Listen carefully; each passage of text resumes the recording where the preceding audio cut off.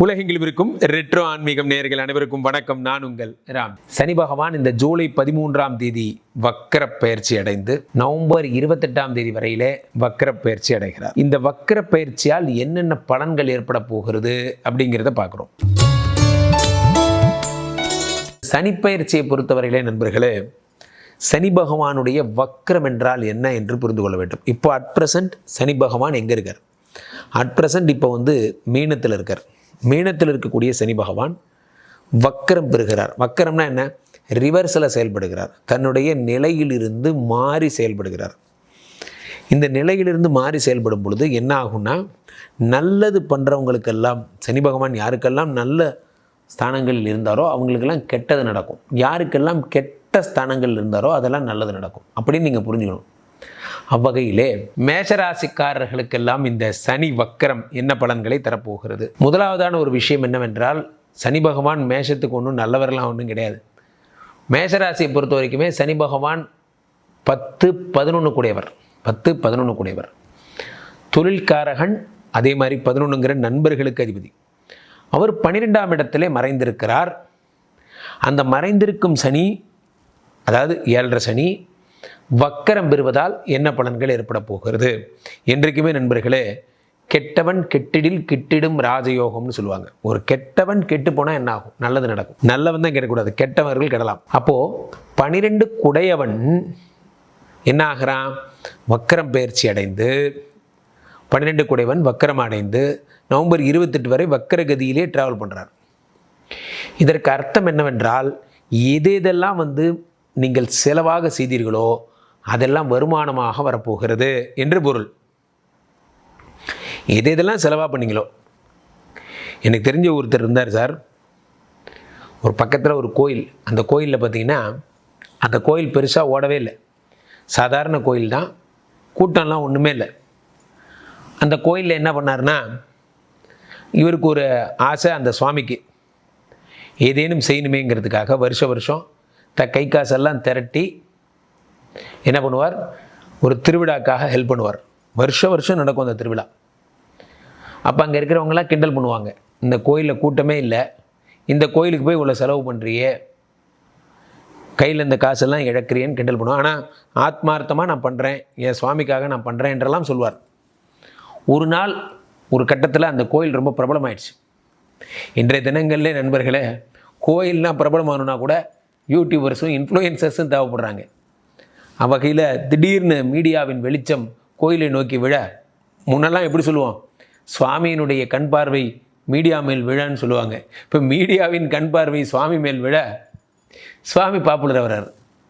Popular ஆனதுக்கப்புறம் என்ன ஆகுதுன்னா, அந்த கோயில் ரொம்ப பிச்சுக்கிட்டு ஓடுது. அந்த அறங்காவலர் டீமில் அவருக்கு பதவி கொடுக்குறாங்க. அந்த அறங்காவலர் டீமில் இதை எதிர்நோக்கி அவர் செய்யலை. அவர் என்ன பண்ணார்? அவர் மனசார பிடிச்சு செஞ்சார். ஆனால் அதனுடைய பரிசு அவருக்கு அது ரிட்டர்ன்ஸாக வந்தது. இதான் மேஷராசிக்காரர்களுக்கு நடக்கும். நீங்கள் எதெல்லாம் நீங்கள் செலவாக செய்தீர்களோ அதெல்லாம் உங்களுக்கு பாசிட்டிவாக வரும். 10-11 கூடியவன் வக்கரமாகிறான். 10-11 கூடியவன் வக்கரமாகும் பொழுது தொழிலில் எதிர்பாராத முன்னேற்றம், திடீர் முன்னேற்றம், திடீர் ஏற்றம்.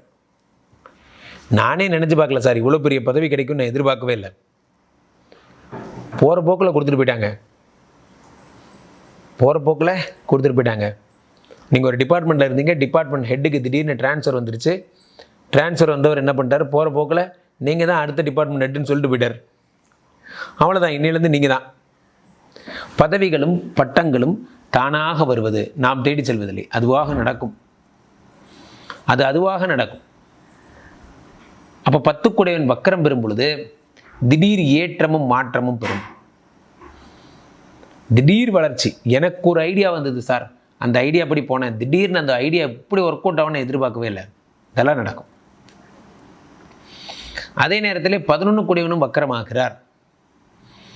11 என்பது என்ன? மாமனார். 11ங்கிறது என்னென்னா நண்பர்கள். 11ங்கிறது லாபம். நண்பர்கள் அப்படிங்கிற இடத்துல வக்கரமாகும் பொழுது தீய நண்பர்களுடைய சகவாசம். 11 கூடியவன் அவர் ஜென்ரலாக வக்கரமாக இருந்தால் நீங்கள் அப்படி சொல்லலாம்.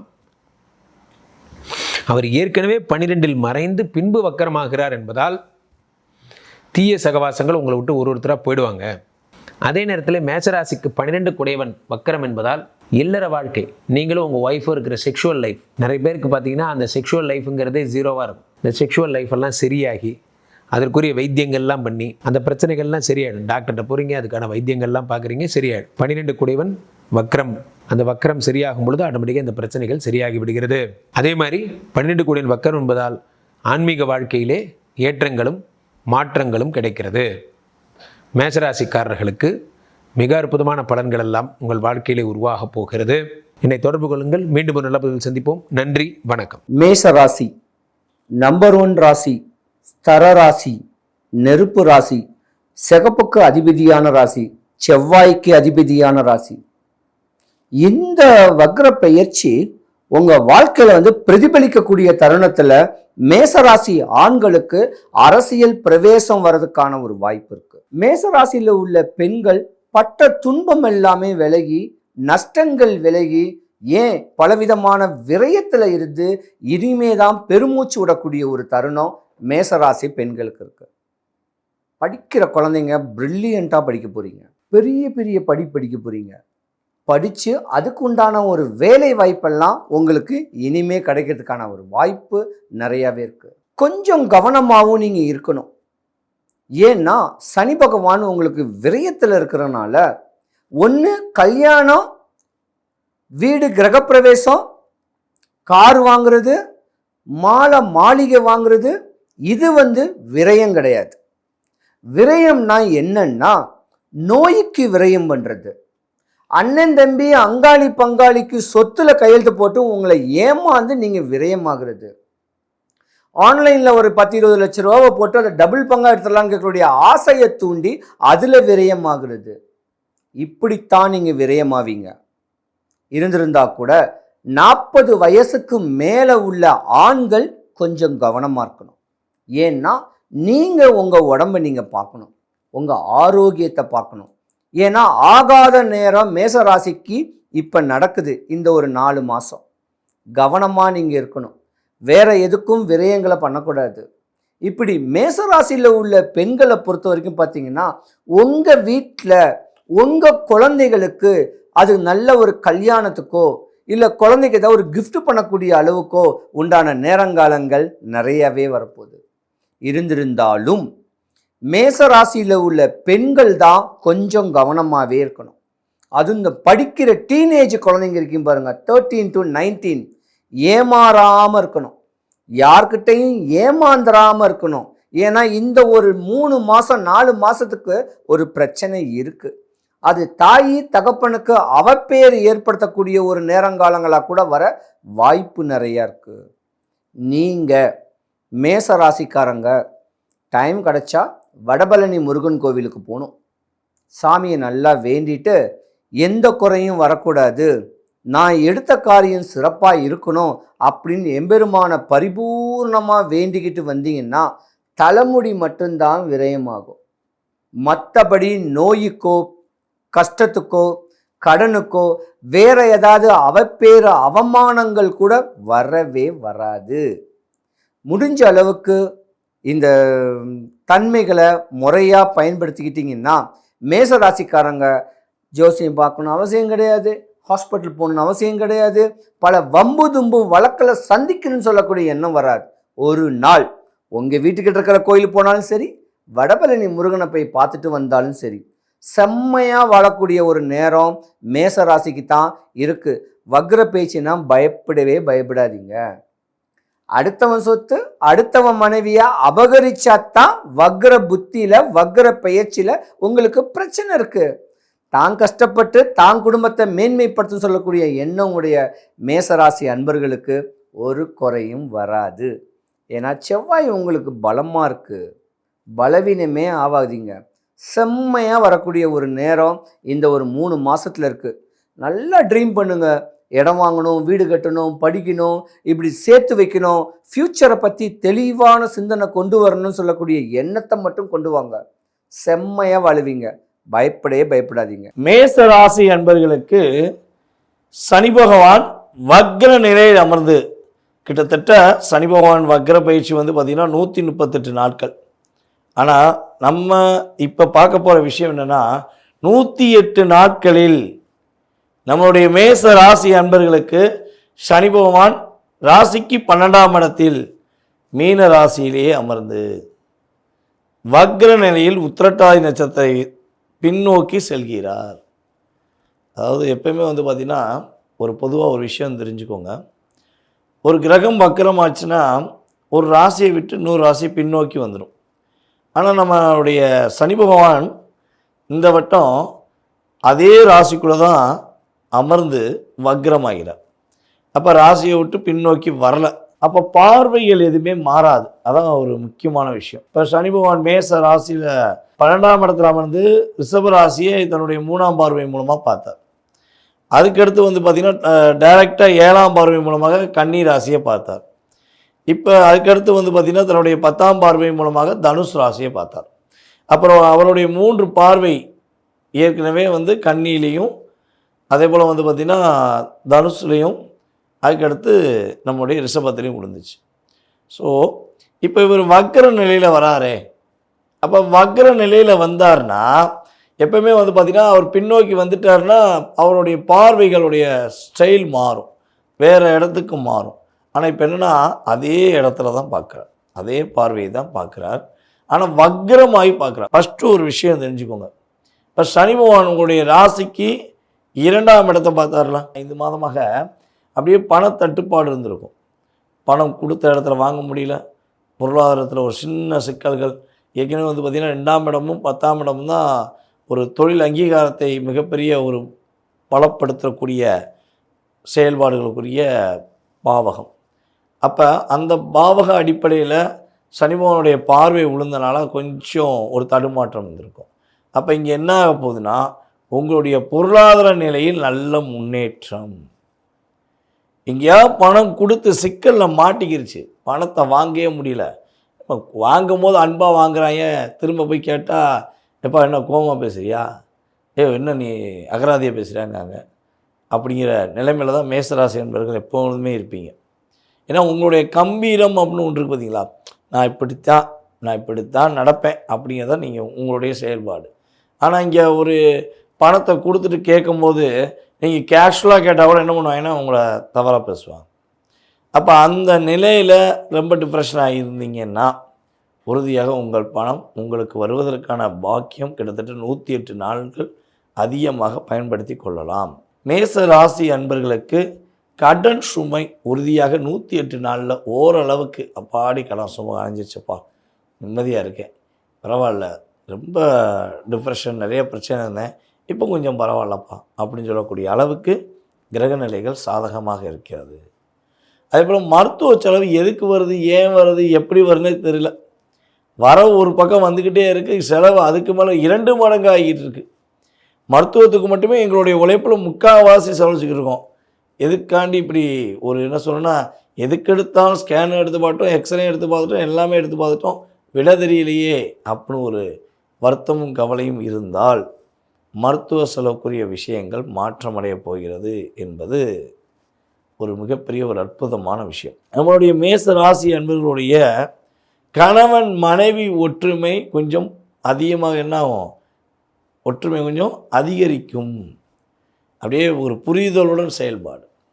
என்னடா என்ன எடுத்தாலும் ஒய்யாமல் நம்ம என்ன சொன்னாலும் எதுக்கெடுத்தாலும் ஒரு நம்ம சொல்கிற வார்த்தைக்கெல்லாம் அகேனாக பேசுகிறாங்க நம்ம மனைவி அப்படின்னு மேசராசி ஆண்கள் நினைத்தாலும் சரி, நம்ம சொல்கிறத மனசை புரிஞ்சுக்கிறவே மாட்டேங்க அப்பா, காது கொடுத்து கேட்டாலும் நம்ம என்ன விஷயம் சொல்ல வரோன்னே தெரியும் அப்படின்னு வருத்தப்படுற நம்மளுடைய மேசராசி பெண்களாக நீங்கள் இருந்தாலும் சரி, உங்களுடைய பார்ட்னர் இனிமேல் கிட்டத்தட்ட அந்த 108 நாட்களில் உங்களுடைய உண்மையான உணர்வுகளுக்கும் உங்களுடைய உண்மையான அன்புக்கும் மதிப்பளிக்கக்கூடிய அளவுக்கு செயல்பாடுகள் நம்மளுடைய சனி பகவான் வக்ர நிலையிலிருந்து 108 நாட்களில் நல்ல மாற்றத்தை கொடுக்க போகிறார். பெண் உறவுகள் ஃபேஸ்புக் மூலமாகவோ இன்ஸ்டாகிராம் மூலமாகவோ இல்லை ஏதோ ஒரு சமூக வலைதளம்னு வச்சுக்கோங்களேன், அதன் மூலமாக வந்தாலும் சரி, இல்லை ஏதோ நாங்கள் சாதாரணமாக பேசிக்கிருக்க ஒருத்தவங்க மூலமாக இன்னொரு அறிமுகமானாலும் சரி, கவனமாக இருந்துக்கோங்க.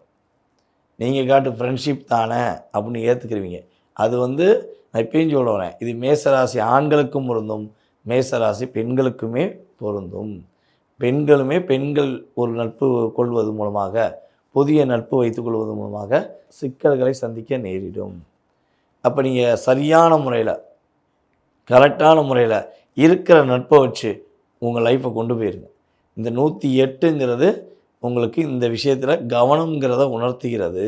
இந்த சனி வக்ர பயிற்சி காலங்களான 108 நாட்களில் நம்மளுடைய மேசராசி என்பவர்களுக்கு பொருளாதாரத்தில் வெற்றி, குடும்ப ஒற்றுமைக்குரிய மகிழ்ச்சியான சூழ்நிலைகள், மருத்துவ செலவிலிருந்து விடுதலைகள், மன நிம்மதியாக இருக்கக்கூடிய காலகட்டமாக இந்த 108 நாட்களை நம்முடைய மேசராசி என்பவர்கள் உறுதியாக சந்திக்கக்கூடிய ஒரு அற்புதமான ஒரு காலம். இந்த பதிவில் நம்ம எதை பற்றி பார்க்க போகிறோம் அப்படின்னா, மேஷ ராசிக்கான சனி வக்ர பயிற்சி பலன்கள் 2025. இப்போது பொதுவாக சனி வக்ரம் அப்படின்னு சொல்லும்போது, சனி பகவான் உங்களுடைய ராசிக்கு என்ன ஸ்திதியில் இருக்கார், இப்போ என்ன ஸ்திதியில் மாறுறாரு, அவர் என்ன மாதிரியான பலன்களை தரப்போகிறார். எப்பயுமே மேன்மையான குணம் கொண்ட மேஷராசி நேயர்களுக்கு தசம கேந்திர லாபாதிபத்தியம் வாங்கின சனி பகவான் இன்னைக்கு வந்து விரயத்தில் அமர்ந்திருக்கிறாரு. அவர் மறுபடியும் அந்த லாபாதிபத்தியம்னு சொல்லக்கூடிய 11ஆம் இடத்துக்கு வராரு. மறந்துட வேண்டாம், அது உங்களுடைய பாதகாதிபதி ஸ்தானம். சரிங்களா? அப்போ அங்கே வந்து சனி பகவான் வரும்போது உங்களுக்கு என்னத்தை பண்ண போகிறாரு அப்படின்னு பார்த்தீங்கன்னா, இயல்பு ஜாதகத்தில் உங்களுக்கு சனி வக்ரமாக இருந்ததுன்னா இந்த கோச்சார காலம் உங்களுக்கு நல்ல பலன்களை தான் தரும். அதே மாதிரி எப்பயுமே சனி வக்ரம் ஆரம்பிக்கும் போது சில பேர் என்ன பண்ணுவாங்கன்னா, இடம் விட்டு இடம் மாறுறது, வேலையை விட்டு வேலை மாறுறது, இதெல்லாம் பண்ணுவீங்க. ஒரு வேலை கிடைக்காம இன்னொரு வேலைக்கு தயவு செய்து மாற வேண்டாம், கவனமாக இருக்கணும். ஏன்னா இந்த சனி வக்ர காலம் என்ன பண்ணுன்னா, ஒரு வேலையை உங்களை திருப்பி பண்ண வைக்கும். அப்போ இவ்வளோ நாள் நீங்கள் ஒரு இடத்துல இருந்துட்டு இப்போ மறுபடியும் நீங்கள் அதுக்காக இடம் மாறினீங்க அப்படின்னு சொன்னால், இந்த 138 நாட்கள் ஆகக்கூடிய இந்த வக்ர பயிற்சியில் திருப்பியும் நீங்கள் வந்து அந்த வேலையை ரிப்பீட் பண்ண வைக்கும். சனி வக்ரமாக இருக்கட்டும், இல்லை குரு வக்ரமாக இருக்கட்டும், கிரகங்கள் வக்ரம் அப்படின்னு சொல்லும்போது என்ன பண்ணும் அப்படின்னா, நீங்கள் செய்யக்கூடிய வேலையை ரிப்பீட் பண்ண வைக்கும், திருப்பி செய்ய வைக்கும். அதனால நீங்கள் அதில் கவனமாக இருக்கணும். இதுக்கு முன்னாடி உங்களுக்கு வந்து சனி வக்ரம் ஆகிறதுக்கு முன்னாடி பாதத்தில் வலி, காலில் வலி இதெல்லாம் இருந்ததுன்னா இப்போ உள்ள காலகட்டத்தில் அது நல்லா கரெக்டாக ஆகுங்க. அதே மாதிரி உங்கள் ராசிக்கு 7.5 சனி பகவான், அதாவது முதல் 2.5 வருடங்களாக சனி பகவான் வந்து மீனத்துக்கு பயிற்சி ஆயிருக்காரு. இப்போ ஒரு டெம்பரவரியாக ஒரு 138 டேஸ் வந்து உங்களுக்கு லீவ் அப்படிங்கிற மாதிரி தான் தனது வக்ர பயிற்சியினால் 11ஆம் இடத்துக்கு பயிற்சி ஆகிறாருன்னு சொல்லலாம். அப்போ இந்த காலகட்டம் அப்படிங்கிறது நீங்கள் உங்களை மேம்படுத்தி கொள்ள, செல்ஃபாக உங்களை வந்து கொண்டு வர்றதுக்கு, முன்னேறதுக்கு உண்டான காலகட்டமாக வச்சுக்கணும். ஏதாவது புதுசாக பண்ணணும் அப்படின்னு நினைக்கும் போது அதில் உங்களோட சுயஜாதகத்தை பொறுத்து நீங்கள் பண்ணுறது நல்லது. இப்போ முடிந்த அளவு உங்களுக்கு வந்து நீங்கள் ஏற்கனவே பண்ண ஏதோ ஒரு விஷயத்தில் ரிப்பீட் பண்ணி அதில் ஒரு நல்ல விஷயங்களை பெறுவதற்குண்டான காலகட்டமாக இது இருக்கும். ஏன்னா நீங்கள் ஏற்கனவே ஒரு ஸ்டார்ட் பண்ணியிருப்பீங்க, அது முடியாமே இருக்கும். உதாரணத்துக்கு ஒரு லோன் கூட எடுத்துக்கோங்க. ஏதோ ஒரு லோன் அப்ளை பண்ணேன், அந்த லோன் வந்து எனக்கு முடியவே இல்லை அப்படின்னு சொன்னால் இப்போ உள்ள காலகட்டம் அந்த லோனு டக்குன்னு க்ளோஸ் ஆகும். உங்களுக்கு ஏதோ ஒரு விஷயத்த ரொம்ப நாளாக இழுபறியாக இருந்திருக்கும், ஒரு பெரிய சொத்தே இருக்கும், ஒரு குடும்ப சொத்து இருக்குங்க, எங்களுக்கு பெரிய தொந்தரவாக இருக்குது அப்படின்னு சொன்னால் நவம்பர் 28க்குள்ளே அந்த சொத்துக்குண்டான ஒரு வில்லங்கம் வந்து முடிவுக்கு வருது. உங்களாலே வந்து அந்த ஆச்சரியத்தை தாங்கிக்கவே முடியாது. அந்த அளவுக்கு ஆச்சரியமான விஷயங்கள் உங்களுக்கு நடக்க போகுது. ஏன்னு சொன்னால் அந்த சனி பகவானுடைய ஸ்திதி அப்படிங்கிறது உங்களுக்கு இப்போதைக்கு வக்ர நிலையில் இருக்கிறதுனால அவர் வந்து உங்கள் வாழ்க்கையில் சில மாற்றங்களை தரப்போகிறார். எப்பயுமே சுய ஜாதகத்தில் சனி நேர்கதியாக இல்லாமல் வக்ரமாக இருக்கவங்களுக்கு இந்த வக்ரமாக இருக்க காலத்தில் மட்டும்தான் மிக நல்ல பலன்கள் அப்படிங்கிறது வந்து ஜாதகத்தில் கிடைக்கும் அப்படின்னு சொல்லலாம். அதே மாதிரி படிக்கிற குழந்தைங்க அதிகமான கான்சன்ட்ரேஷன் பண்ணி படித்தா மட்டும்தான் நீங்கள் வந்து ஒரு நல்ல ஹைட்டுக்கு போக முடியும். எக்ஸாமுக்கு ப்ரிப்பேர் ஆகிறவங்க கண்டிப்பாக இந்த காலகட்டத்தை அருமையாக பயன்படுத்திக்கோங்க. ஏதாவது போட்டித் தேர்வுகள் எழுதுறீங்க, இந்த காலகட்டம் அதாவது நவம்பர் 28க்குள்ளே உங்களுக்கு போட்டித் தேர்வுகள் இருக்குது, அதற்கு ரிசல்ட்ஸ் இருக்குது அப்படின்னு சொன்னால் உங்களுக்கான ஒரு அருமையான காலகட்டமாக இது இருக்கும். அதனால் இந்த சனி வக்ர பயிற்சி பலன்கள் காலத்தை நீங்கள் கண்டிப்பாக பயன்படுத்திக்கணும். அதே மாதிரி இல்லத்தரசிகள் ஏதாவது ஒரு புதிய விஷயங்கள் பண்ணணும், ஏதாவது ஆர்வமாக ஏதாவது வாங்கணும் அப்படின்னு நினச்சிங்கன்னா அதில் கொஞ்சம் கவனம் வச்சு வாங்குறது நல்லது. ஏன்னா அவர் வந்து இப்போ வக்ரமாக இருக்கார். ஏன்னா எந்த விஷயத்தை பண்ணாலும் அதை திருப்பி பண்ணுவார். கணவன் மனைவிக்குள்ளே ஒரு சிறு சலசலப்புகள் இதெல்லாமே வந்து ஆரம்பிச்சிருக்கும். அதை வந்து பேசி முடிக்கிறதுக்கு உண்டான, சமரசம் பண்ணுறதுக்கு உண்டான ஒரு நல்ல காலகட்டமாக இருக்கும். தொழில்துறையினர் அதிகமான முதலீடுகள் எதையுமே பண்ண வேண்டாம். இப்போ இருக்கிற முதலீடுகளை எப்படி சரி பண்ணி இந்த வர்ற காலங்களில் கொண்டு போகிறதுன்னு பார்த்துக்கோங்க. ஏன்னா 7.5 சனியில் விரயச்சனி காலத்தில் இருக்கீங்க. அதனால் அதிகமான முதலீடுகள் போட்டு எதுவுமே பண்ணாதீங்க. கண்டிப்பான முறையில் மேஷராசினியர்கள் உடல் நலத்தில் அதிக அக்கறையும் கவனமும் செலுத்திக்கோங்க. குறிப்பாக கால் பகுதிகளில் அடிபடாமையும், கால் பகுதிகள் இடுப்பு பகுதியில் வந்து உங்களுக்கு பிரச்சனைகள் வராமையும் உங்களை வந்து பாதுகாத்துக்கிறது உங்களுக்கு ஒரு நன்மையான பலன்களை தர ஆரம்பிக்கும். அதே மாதிரி வயசானவங்க ஏதாவது தீர்த்த யாத்திரை போகணும் அப்படின்னு நினைக்கிறவங்கலாம் இந்த காலத்தில் வெளியூர் வெளிநாடு பயணம் இந்த மாதிரி இருக்கிறவங்களுக்குலாம் ஒரு டக்குன்னு விஷயங்கள் கிடைக்கிறதுக்கு உண்டான காலகட்டமாக இருக்கும். அதனால அதற்குண்டான முயற்சிகளில் இருப்பவங்க உங்கள் சுயஜாதகத்திற்கு ஏற்ப அதற்குண்டான ஒரு நல்ல பலன்கள் கிடைக்கும். ஏன்னா சுயஜாதக தசா புத்திங்கிறது தாங்க அடிப்படை. இப்போ நாங்கள் சொல்கிற இந்த விஷயங்கள் கோல்சாரங்களில் உங்களுடைய சந்திர பகவானுக்கு சனி பகவான் என்ன ஸ்திதியில் இருக்காரு அப்படிங்கிறத பொறுத்து தான் இந்த பலன்கள் நடந்துக்கிட்டு இருக்கு. அதனால் உங்களோட சுயஜாதக விஷயங்கள் வந்து எப்படி இருக்கோ அதுக்கு தகுந்த மாதிரி இந்த பலன்களில் ஒரு ஏற்ற இறக்கம் அப்படிங்கிறது இருக்குங்க. அதே மாதிரி மேஷராசி நேயர்களை பொறுத்தளவு வந்து பார்த்திங்கன்னா எங்கேயுமே ஸ்ட்ரைட் ஃபார்வர்டாக போகணும், நெத்தி அடியாக பேசணும், யாரை ஹர்ட் பண்ணுறோம் அப்படிங்கிறத விட இந்த இடத்துல எனக்கு உண்மையாக இப்படி தான் நடக்கணும் அப்படிங்கிற விஷயத்துக்கு அதிகமான முக்கியத்துவம் கொடுப்பீங்க. எங்கே போனாலும் ஒரு டாப் மோஸ்ட் லெவலில் இருப்பீங்க. ஹைட்டாக, அதாவது எந்த இடத்துல ஒரு அதிகமான ஒரு இது இருக்கோ அந்த இடத்துக்கு வந்து நீங்களே அந்த ஒரு ஓனர்கிட்ட இருக்கீங்க அப்படின்னா அவங்களே ஒரு சாவி உங்கள் கையில் கொடுக்குற அளவுக்கு உங்களோட பிஹேவியர் வந்து இருக்குங்க. அப்போ இந்த காலகட்டத்தை உங்களுடைய முயற்சிக்காகவும் ஒரு சுய தன்னம்பிக்கை முன்னேற்றத்துக்காகவும் பயன்படுத்திக்கங்க. கண்டிப்பாக நீங்கள் மலை மேலே இருக்க முருகன் கோயிலுக்கு அடிக்கடி போயிட்டு வர்றது உங்களோட ராசிப்படி ஒரு நல்ல பலன்களை குடிக்கும்.